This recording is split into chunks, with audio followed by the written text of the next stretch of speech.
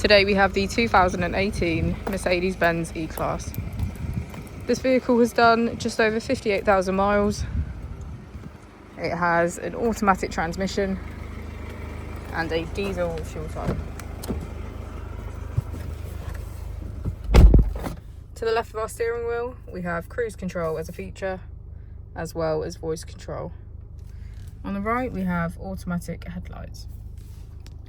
Moving on to our screen, we can access navigation, radio and media, smartphone integration, and our vehicle settings. If we put the vehicle into reverse, we can see that it comes with a parking camera with front and rear parking sensors. Just below our screen is our AC with heated seats on either side.